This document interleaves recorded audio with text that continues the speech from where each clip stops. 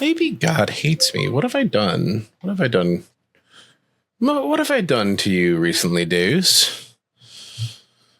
We have a new pope from Chicago. Chicago Pope. Chicago Pope, what did I do to you? What I thought was some sort of, totally normal thing that had been happening with the game feed up until this point was, in fact, the Xbox deciding, no, fuck you. I'm gonna die. Hey, everybody. It's actually 7:30, so let's dive in because we're back. It's Thursday. It's 7:30. I'm Bruno Falcon. Welcome. I've done what you asked. Now give me the marker. First things first. Tell me what you know. Tamir rules over the Souk El Salah. He makes his fortune selling arms and armor and is supported by many in this endeavor. Blacksmiths, traders, financiers.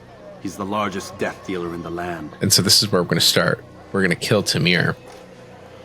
And have you devised a way to rid us of this blight?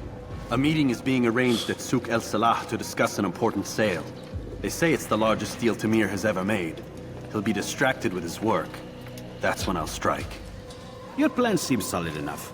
I give you leave to go. So we're here playing through the Assassin's Creed games, starting from the beginning with Assassin's Creed 1 and diving all the way through. We'll see how far we go. But the goal here is to talk not just about me playing Assassin's Creed or my history with the games, but also to talk about the games themselves and the histories inside of them. And again, not just the history of the, right here we're playing inside of the Third Crusade, not just the history that Desmond is living in the near future, but also how those two things are interesting mirrors to the time in which the game is coming out and the dev history and all of the other things that are going on. And we're starting with Tamir. So Tamir is the weapons dealer. And, again, it's interesting. We are starting in with a character that is very much in the Western imaginary as, the playing both sides kind of villain of the Crusades. He's selling to everybody. He's the bad guy for the assassins, but he's also kind of he's meant to be inherently slimy. Well, here he is. This is the excuse of a lazy or incompetent man. Which are you?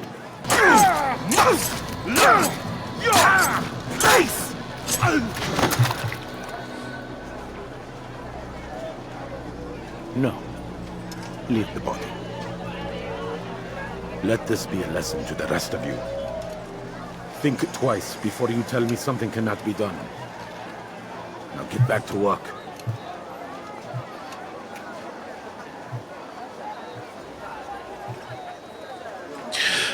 Okay, so that is our target. See, this is the problem. I cannot remember how to do a hidden blade attack. There we go. Be at peace. You'll pay for this. You and all your kind.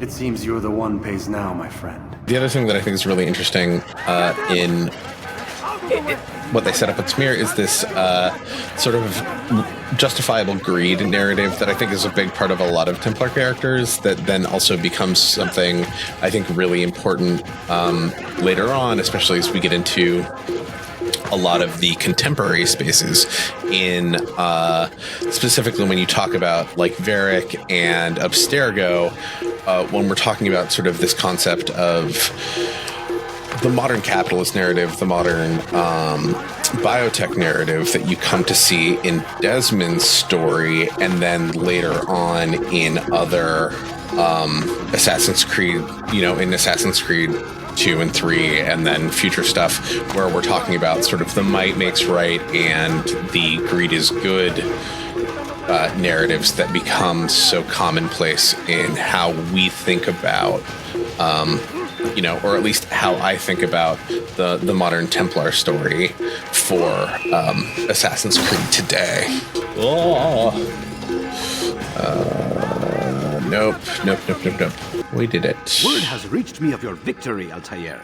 You have my gratitude and my respect. Heading on to, I think we're gonna go to Acre first. Because I'm pretty sure that's where the mental hospital is, and I'm pretty sure that's where I wanted to go first. Assuming I remember how to pull up a map. These are all big assumptions. Because I don't know about y'all, but what a week. I'm still kind of obsessed with the Chicago Pope, which I feel like we're allowed to talk about because it's kind of like Templar adjacent. But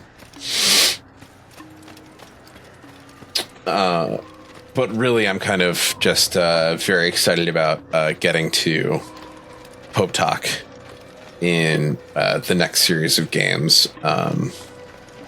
Because as much as I love Assassin's Creed, the first one, Assassin's Creed 2 is really where I fell in love with the games. Oh, God damn it. No, fuck. Come on, guys, be cool for a minute. Like a minute. No. I'm not allowed, no talking about fun things. I have to run away, from them and scare some people. I have to be bad at this game for a minute. Oh,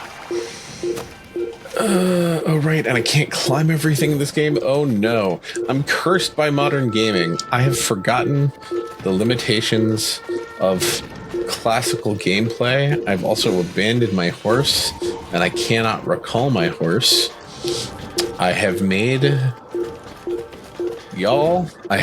some terrible choices.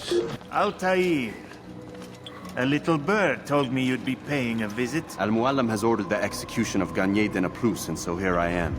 Once more, we are on the hunt.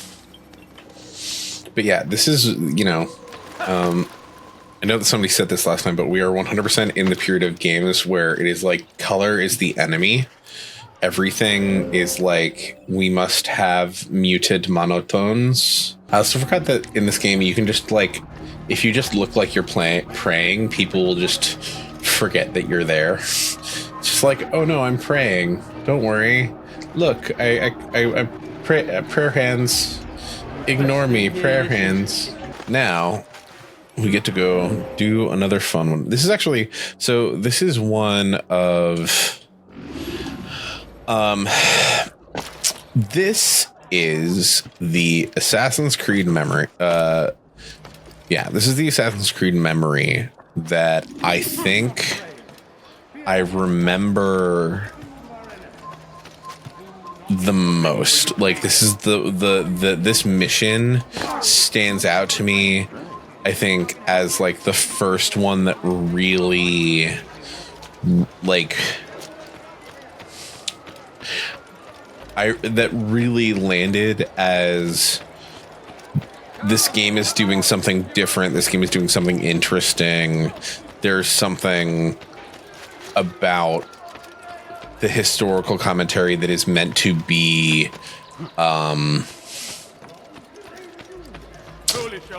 like, you're meant to be paying attention to you're meant to be paying more attention to the game than you're meant to be paying attention to the game more than just, you know, oh, I'm here to, you know, kill some dudes. And a part of that is also in the ways in which it's problematic. Like, I'm in this space where literally there's someone who's meant to be seen as a madman, as insane, who's like going to push me and potentially knock me into a guard that's going to start combat in a place that's going to complicate this mission. There's this strong parallel between the Doctor and Varric, for me anyway. It's you! And how does it feel to be whole again? I don't know how you did it. It wasn't easy, I assure you. You fought hard at first. Most do. But now it's done. The hard part's past. I owe you my life. I'm yours to command. Thank you. Thank you for freeing me. Thank you for letting me. And then we have these nice bits of conversation that are him talking to people, and some of that is positive. Some of that is him being supported, but we're also still wandering around this madhouse where we have folks who are in obvious distress, behaving in a way that I think is like difficult, for me at times, difficult to see portrayed on screen. Come on. Just a little bit closer. Come on. Get it. Yes. Thank you. Pray the sleigh away is very good. I'll rest now, yes. The endless dream calls. Okay. But We did before I it. close my eyes, I must know what will become of my children. You mean the people made to suffer your cruel experiments? They'll be free now to return to their homes. Homes? What homes? The sewers? The brothels? The prisons that we dragged them from? You took these people against their will. Yes. What little will there was for them to have. Are you really so naive? Again, we're seeing the same sort of like Mad Men and children description, which is the same sort of children infantilization description that you're getting this time in like the mentally infirm space. But I think this is also something that was really common. This is something that's really common culturally. You know, it was a justification that was used during the Crusades. It's something that I think is really commonly used to justify the sorts of things that we see in a lot of contemporary colonization. But I think it's also, and you know, it's a parallel that I think we see throughout a lot of, like, it's something that we're going to see paralleled in the three timelines pretty consistently. Like, in particular, we see it in the Crusades, this idea of, you know, saving the peoples of the Holy Land from themselves, in saving, you know, saving the people of modernity from themselves, in sort of Desmond's near future space, and then in the pre-Obama, post-Bush era, saving, you know, we're at the end of the drug war. We're in like the No Child Left Behind era. There is sort of this narrative of saving the populace from a lot of its own choices, a lot of its own decisions on both sides, you know, whatever end of the political spectrum we're discussing, you know, because I think this is what produces the Tea Party movement. It's a lot of what produces a lot of leftist movements in their contemporary forms. And you know, I think that part of what's interesting is that we're seeing that direct parallel here between Varric and the Doctor in this space. And we'll see a lot more of that throughout how the Templars show up across the games.